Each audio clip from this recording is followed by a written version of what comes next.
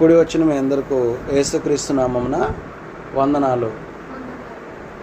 మనము సిలువలో పలికిన 7 మాటలని మాట్లాడుకుంటూ వచ్చాం కదండి. 5 మాటలు అయిపోయాయి. 6వ మాట ఏంటి చెప్పండి ఒకసారి. సిలువలో పలికిన 6వ మాట ఏంటి చెప్పండి. సమాప్తమైనది.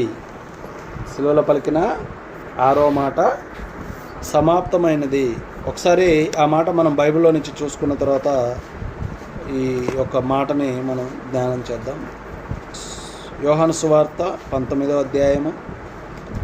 యోహాను సువార్త 19వ అధ్యాయము 29-30 వచనాలు చూడండి ఒకసారి.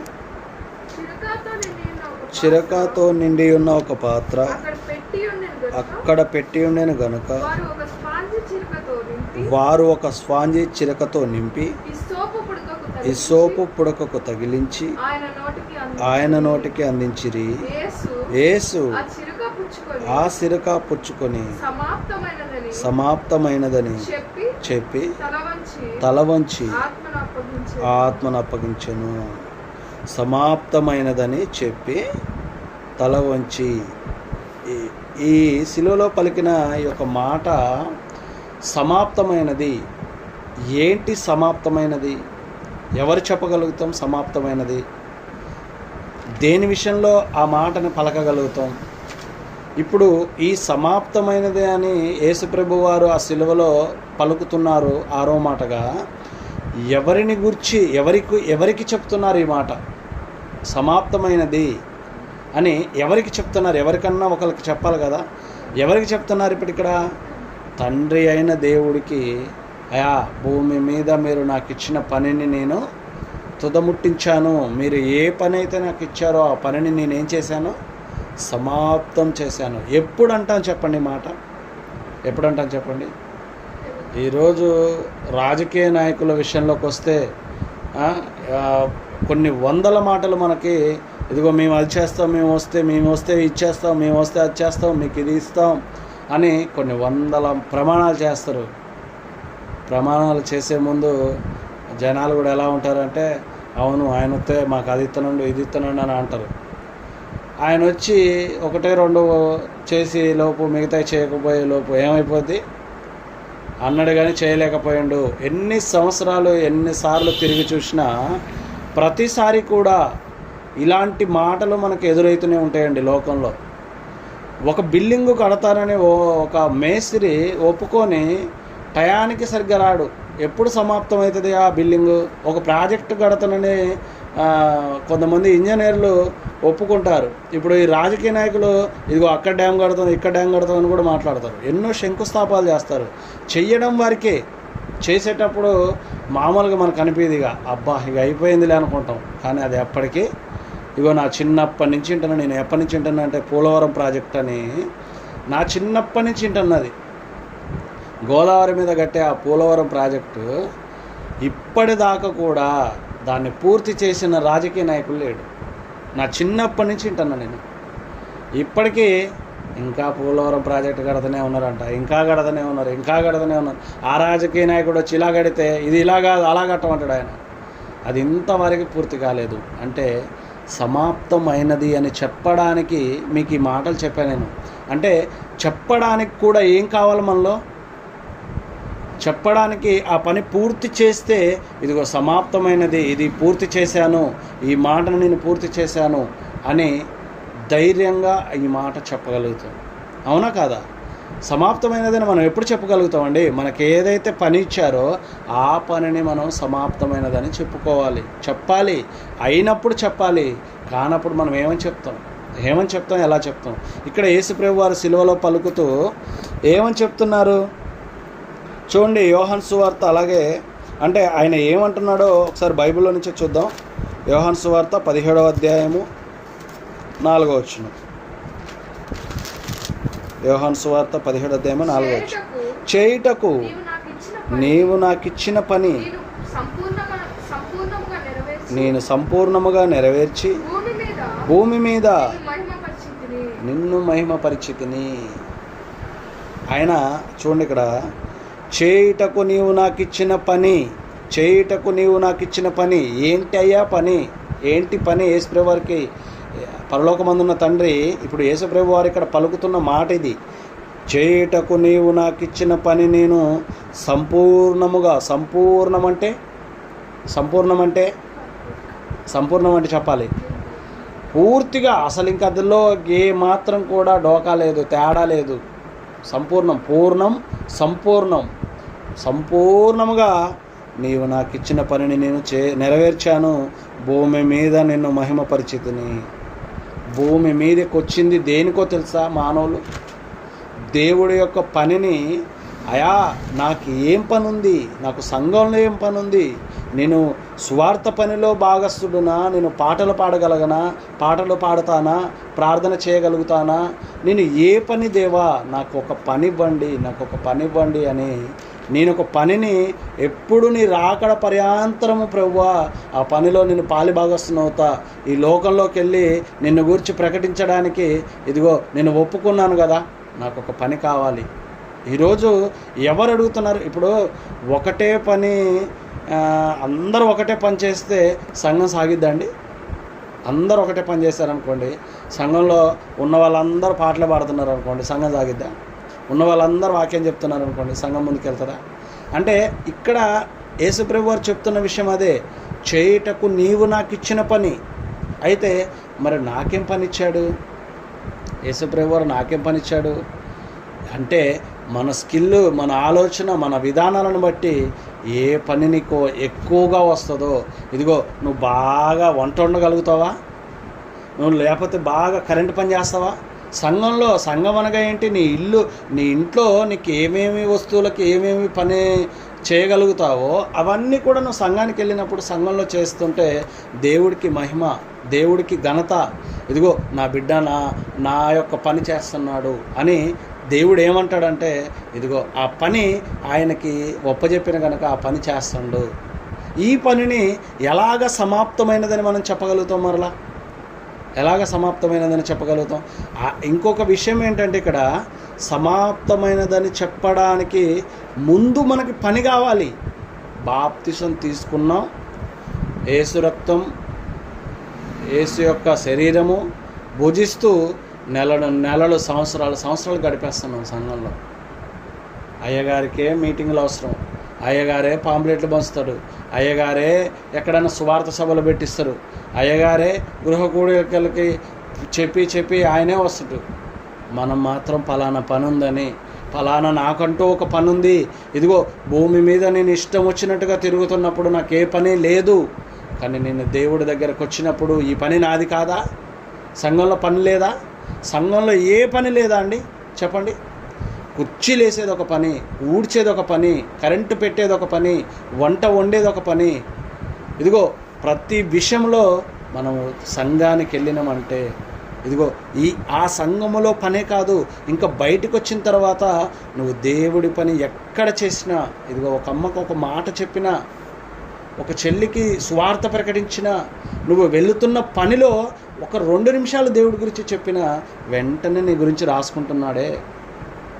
ఆయన రాకడ పర్యాంతరము చేయుటకు నీవు నాకు ఇచ్చిన పనిని నేను సంపూర్ణముగా చేసినని యేసుప్రభు వారు అంటున్నప్పుడు, ఇదిగో నేను అర్హతగా ఉన్నామా?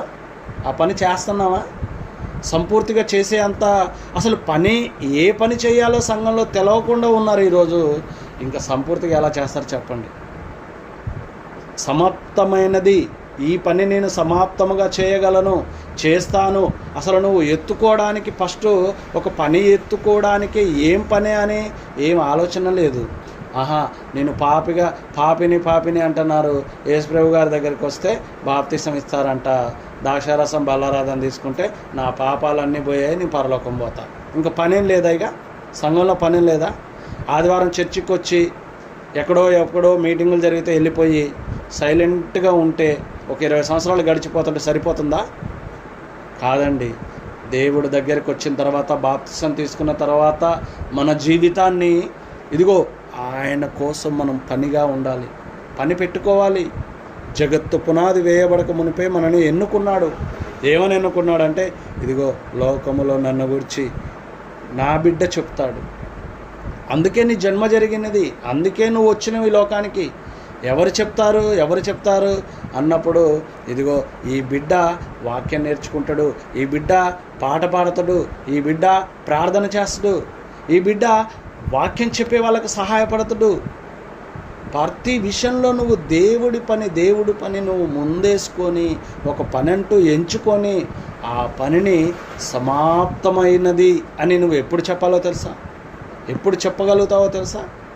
ఈ సమాప్తమైనదని నువ్వు ఇదిగో దేవుడి పనిలో నువ్వు ఎప్పుడైతే ఉంటూ అనేక గ్రామాలకు సువార్త పనులు చేస్తూ అలసిపోయి ఇబ్బంది పడి ఒకనాడు నీ ప్రాణము విడిచే టైం వచ్చినప్పుడు ఇదిగో నీ చుట్టుపక్కల ఉన్న వాళ్ళే ఏమి సేవ చేసిండండి.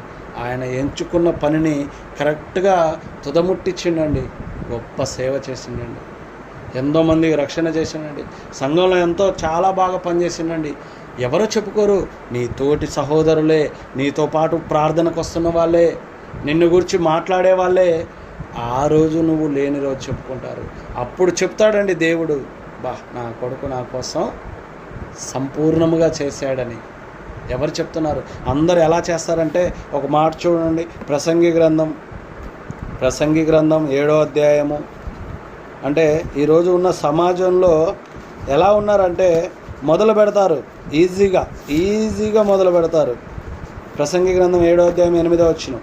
ప్రసంగి గ్రంథం 7వ అధ్యాయం, కార్య ఆరంభము కంటే కార్యాంతము మేలు. కార్యారంభము కంటే కార్యాంతము అంటే మొదలు పెడడానికి వందలు తెప్పలుగా వస్తారు. ఇప్పుడు రాజకీయ నాయకుల్లాగానే అయిపోతామా మనం కూడా మన జీవితాలు? చెప్పండి. వాళ్ళు ఎలాగైతే మాట ఇచ్చారో మరలా దిగిపోయే ముందు కొన్ని వందలు ఉంటాయి లెక్కేసుకోవడానికి. ఏంటి? వాళ్ళు చేసిన వాగ్దానాలన్నీ అలాగే ఉంటాయి లిస్ట్లో.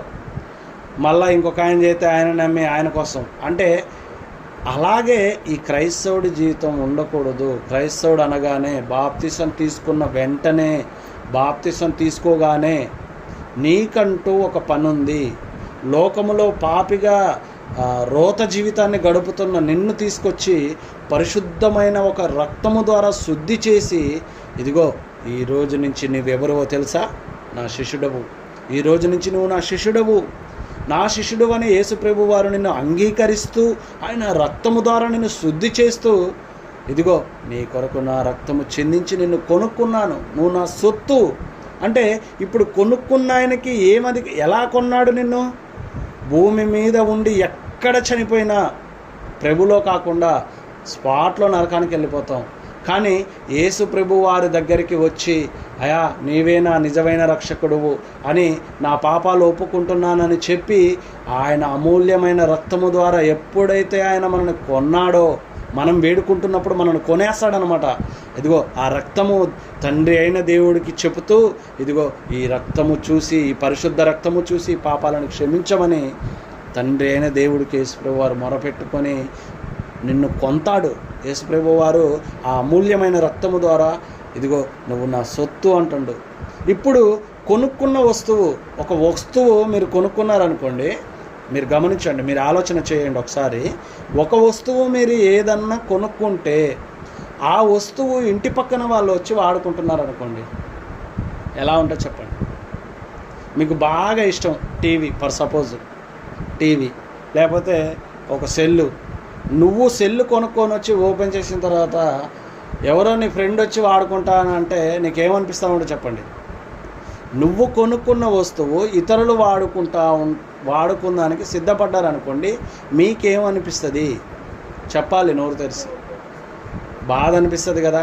నేను కష్టపడి శ్రమించి ఎంతగానో కొన్ని రోజులు దానికోసం టైం పెట్టుకొని కష్టపడి ఒక 10,000 20,000 పెట్టి నేను ఒక వస్తువు కొనుక్కున్నప్పుడు ఈ వస్తువుని ఇతను తీసుకెళ్ళి మరలా ఆయన వాడుకుంటున్నాడేంటి ఆ వస్తువును? ఇప్పుడు కొన్ని వస్తువులు మనం చాలా జాగ్రత్తగా చూసుకుంటాం. వేరే వాళ్ళు వచ్చి అదే మన ఇంట్లో ఉండి ఆ వస్తువులన్నింటినీ కొద్దిగా చిందరబందరగా చేస్తున్నారు అనుకో, ఎప్పటి నుంచో కాపాడుకుంటున్న వస్తువుని ఇలాగ చేస్తానేంటి, కింద పెట్టి ఆడుకుంటానేంటి అని అనిపించినప్పుడు మనకి ఎంత బాధ వేస్తుంటుంది. ఒక వస్తువు వేరే వాళ్ళు వాడుకుంటున్నప్పుడు, ఒక వస్తువు వేరే వాళ్ళు దాన్ని ఇష్టానుసారంగా చేస్తున్నప్పుడు, మనకి ఓన్లీ వస్తువుల మీదే అంత ప్రేమ ఉన్నప్పుడు, అమూల్యమైన రక్తం ఇచ్చి నిన్ను కొనుక్కున్నాడు కదా, ఆ యొక్క పవిత్రమైన రక్తాన్ని ఇచ్చి నిన్ను కొన్నాడు కదా, ఆ రక్తము ద్వారా నిన్ను శుద్ధి చేశాడు కదా, నీ పాపాలను కడిగాడు కదా. ఈ పాపాలను కడిగిన తర్వాత మరలా ఆయన సొత్తు అని చెప్పిన తర్వాత ఇక్కడికి వచ్చి అయ్యా నేనుగా నీ దగ్గరే ఉంటాను అని నువ్వు బాప్తిసం తీసుకొని, ఇదిగో ప్రభువా ఈరోజు నుంచి నేను నీ శిష్యుడను, ఈరోజు నుంచి నీ శిష్యుడను, బాప్తిసం తీసుకో ముందుకి పాత రోత జీవితము, ఆ పాడుబడ్డ శరీరాన్ని ఏం చేశారు చెప్పండి అయ్యగారు? బాప్తిసం అనే ఒక నీటిలో నిన్ను సమాధి చేసేశారు, పాత జీవితాన్ని అల్లో ముంచేశారు. నీకు నూతనమైన జీవితము ప్రభులోకి. ఇందాక పాడుకున్నాం కదా మనం పాట, మనిషిగా పుట్టినవాడు మహాత్ముడైన మరలా మట్టిలో కలవాలి, ఒకేసారి జన్మిస్తే 2 సార్లు చావాల్సి ఉంటుంది, ఆరిపోని అగ్నిలో యుగయుగాలు కాలాలి. అదే క్రీస్తులో పుట్టినవారు రెండవ మారు బాప్తిసం నీకు మరొక జన్మనిచ్చింది. అమూల్యమైన రక్తము ద్వారా నిన్ను శుద్ధి చేసి తండ్రి అయిన దేవుడికి ఆ రక్తాన్ని ఒప్పచెబుతూ ఇదిగో నిన్ను ఒక తమ్ముడుగా అన్నగా నిన్ను స్వీకరించాడు యేసుప్రభు వారు. నిన్ను స్వీకరించి అయ్యా ఈ రోజు నుంచి ఇదంతా మీకు ఎందుకు చెప్తున్నానంటే, ఇదిగో ఆ మాటలు తెలిస్తేనే మనకి ఏం పని ఉంది అంటే ఏ పని లేదు. బాప్తిసం తీసుకొని ద్రాక్షారసం తీసుకుంటే సరిపోద్దని ఎన్ని సంవత్సరాల నుంచి గడుపుతున్నారో మీ అందరూ ఒకసారి ఆలోచించండి. ఏంటి ఆలోచన అంటే, ఇదిగో మనకంటూ ఒక పని ఉంది, ఆ పని మనము ఏ పనా అని సంఘంలో ఎంచుకొని ఆ పనిని మనము సమాప్తమైనది, దేవా నీ పనిలో నేను అడుగు పెట్టినది మొదలుకొని బాప్తిసం తీసుకున్నది మొదలుకొని ఇప్పటిదాకా తండ్రి ఇదిగో ఈ పనిలో ఉన్నాను నాయన, ఇదిగో నాయన ఈ పనిలో ఉన్నాను నాయన, ఇదిగో నాయన ఈ వంట పని చేస్తున్నాను నాయన, అయ్యా కరెంటు పని చేస్తున్నాను నాయన, సంఘంలో ఈ బాక్సులు మోస్తున్నాను నాయన, స్టేజీలు కడుతున్నాను నాయన, కుర్చీలు తుడుస్తున్నాను నాయన, సంఘానికి అడుగుతున్నా. నువ్వు ఏ పని చేస్తావో ఆ పని దేవుడు చూస్తూ ఉంటాడు. నీతిగా న్యాయంగా నువ్వు దేవుడి సన్నిధిలో ఉంటూ అది నీ ఆలయం, నీ ఆలయాన్ని ఇదిగో నువ్వు శుద్ధి చేసుకో అని దేవుడు మాట్లాడుతున్నాడు. కనుక మనం సువార్తే పెద్ద పని. ఇక్కడ పనేమి లేదా? యేసుప్రభు వారు అంటున్నారు కదా అక్కడ, చేయుటకు నీవు నాకు ఇచ్చిన పని. ఏమిచ్చారు యేసుప్రభు వారికి పని చెప్పండి? యేసుప్రభు వారికి ఇప్పుడు ఏ పని లేకుండా, అంటే ఆయన సువార్త ప్రకటించడమే పని తప్ప ఆ పని కాకుండా ఇంకేదన్నా పని చేశారా యేసుప్రభు వారు? అంటే 30వ ఏట రాకముందుకి కొద్దిగా వాళ్ళ నాన్నకి హెల్ప్ చేశారు, ఏది వడ్రంగి పని చేశారు. 30వ ఏట తర్వాత బాప్తిసం తీసుకున్న తర్వాత ఇంకా భూమి మీద మనుషుల కోసం ఏ పని చేయలేదు, ఆయన కోసం ఏ పని చేయలేదు. బాప్తిసం తీసుకున్న తర్వాత ఎప్పుడైతే బాప్తిసం తీసుకున్నారో దేవుడి పనిలోకి వెళ్ళిపోయారు. ఆయన సువార్త ప్రకటించాడు. సంపూర్తిగా చేయుటకు నీవు నాకు ఇచ్చిన పని నిన్ను సంపూర్తిగా చేశాను, సమాప్తమైనదని చెప్పగలుగుతున్నాడు. నువ్వు నేను చెప్పగలుగుతున్నావా సమాప్తమైనదని? కార్య ఆరంభము కంటే కార్య అంతము మేలు. ప్రసంగి 7వ అధ్యాయము 8వ వచనములో రాయబడ్డ మాట మరొకసారి చదువుకోండి. కార్య ఆరంభము ఎవరైనా మొదలు పెడతారు. ఆరంభం, పెళ్లి చేసుకుందానికి రెడీగా ఉంటాడు, కానీ సంసారం చేయాలంటే కొన్ని లక్షల చిక్కులు. అయినా కానీ అంతమైపోయేదాకా తన చేయి విడవకుండా బ్రతికేవాడు, ఇదిగో నేను నా భార్యతో చనిపోయేదాకా బ్రతికాను చెప్పొచ్చు. ఈ రోజున్న సమాజంలో చూడండి ఎంతమంది కోట్ల ముందు ఉన్నారో. అన్ని విషయాలు, ఈ ఒక్క పెళ్లి విషయమే కాదు, భూమి మీద ఉన్న ప్రతి పని విషయంలో మానవుడు ఇవాళ మొదలుపెట్టినంత ఈజీగా దాన్ని తుదముట్టించట్లేదు, దాన్ని సమాప్తం చేయట్లేదు, దాన్ని పూర్తి చేయట్లేదు. వారు ఈ లోక పనుల గురించి మనం పక్కకు పెడితే, ఇదిగో దేవుడి దగ్గరకు వచ్చి అయ్యా నేను నీ శిష్యుడిగా బ్రతుకుతాను, ఇప్పటి నుంచి ఆ పాత జీవితాన్ని వదిలేస్తాను, నీ కొరకే బ్రతుకుతాను దేవా, అయ్యా నేను పాట పాడతాను, ఒక పాట రాసి నలుగురికి వినిపిస్తాను, ఈ యొక్క ప్రార్థన ద్వారా అనేకుల దగ్గరికి వెళ్ళి నేను ప్రార్థన చేస్తాను, నీ యొక్క మాటలు, అమూల్యమైన మాటలు నేను ఈ లోకానికి చాటి చెప్తాను అని ఎవరు వెళ్తున్నారు, ఎవరు చెప్తున్నారు చెప్పండి? దేవుడి మాట, దేవుని గురించి ఎవరు వెళ్ళి ఎవరి ఇంట్లో ఉండి వారు ప్రార్థన చేసుకుంటే సరిపోదండి. 4 గోడల మధ్యలో నువ్వు ఎవరి కోసమో ప్రార్థన చేస్తానంటే కుదరదండి. నువ్వు ఎక్కడికో వెళ్ళి బాగలేకపోతే ఆమెకు ప్రార్థన చెయ్యి. దేవుడి నామాన్ని పట్టి తండ్రి అయిన దేవుడికి ప్రార్థన చెయ్యి. నువ్వు సువార్త ప్రకటించు, వాక్యం ప్రకటించు, ప్రతి చోట సమాప్తమైనదని చెప్పుకోవడానికి నువ్వు రికార్డు తయారు చేసుకో, నువ్వు సొత్తు చేసుకో. దేవుడి పనిలో భాగస్థులు కాండి మీరు అందరూ. కానీ ఎందరు ఉంటున్నారు, మొదలు పెడడానికి ప్రతి ఒక్కరు సిద్ధపడతారు, కానీ దాని అంతమే మేలు అంటున్నాడు దేవుడు. అంతము మేలా? అంతము మేలా? ఇప్పుడు ఆరంభం ఎవరైనా చేస్తారు. ఆరంభం చేయడానికి ఏముంది? మంచిగా ప్రారంభం, మంచిగా షాప్ ఓపెనింగ్ అంటారు, 100 మంది వస్తారు. ఆయన తీసేసేటప్పుడు ఎవరన్నా, ఇప్పుడు ఓపెనింగ్ రోజు రిబ్బెన్ కట్టి గృహప్రవేశం అన్నా, షాప్ ఓపెనింగ్ అన్నా, ఏదో పెద్ద ఫ్యాక్టరీ అన్నా, ఇవన్నీ ఓపెనింగ్ రోజు కొన్ని 100 మంది వస్తారు ఓపెనింగ్కి, అవునా కదా? మళ్ళీ రాజకీయ నాయకులను కూడా పిలిపిస్తారు, వీళ్ళందరూ వస్తారు. ఒకవేళ షాపు డీలా పడిపోయి ఎత్తేస్తారు అనుకో, మళ్ళీ వాళ్ళందరూ వస్తారా? అంటే ఏది మేలు ఇప్పుడు ఇక్కడ? నష్టపోతున్న నీకు దేవుడు చెప్తున్న మాట ఏంటో తెలుసా? ఇదిగో మొదలు పెట్టావంటే దాన్ని అంతం చేసేదాకా దాని మీద ఉండు, అది నీకు మేలు బిడ్డ, అది నీకు మేలు నాన్న అని దేవుడు చెప్తున్నాడు. ఆ మేలుని మనము, దేవుడు చెప్పాడు మేలు అని అన్నప్పుడు ఆ మేలేంటో మనం అర్థం చేసుకోవాలి. దేవుడి పనిలోకి వెళ్ళిపోవాలి. ఆ పని నీకు ఏది, ఒక డ్రమ్స్ కొడతావా, ఒక పాట పాడతా, ఏ పని చేస్తారో ఆ పనిని ఎంచుకోండి. ఆ పని సంఘం అంతా కలిస్తే శిరస్సు ఎవరు? యేసు ప్రభు వారు శిరస్సు అయితే ప్రతి అవయవము, ప్రతి భాగము, ఏళ్ళు, చేతులు, బాడీ, కాళ్ళు, ఇవన్నీ కూడా సంఘం అయినప్పుడు, సంఘంలో ఏది లేకపోయినా కానీ, ఇప్పుడు నాలో ఏది లేకపోయినా నేను కదలేస్తానా? అలాగే సంఘంలో ఏ ఒక్కరు సరిగ్గా లేకపోయినా ఆ సంఘంలో ఆ తల ఫీల్ అయిపోతూ ఉంటుంది, యేసుప్రభు వారు ఫీల్ అయిపోతూ ఉంటాడు. కనుక ఇగో సమాప్తమైనదని చెప్పగలగాలి. చెప్పే దమ్ము ఎవరికి ఉంది? సమాప్తమైనదని మనం అందరము చెప్పులాగున ఈ లోకములో ఒక పనిని ఎంచుకోండి.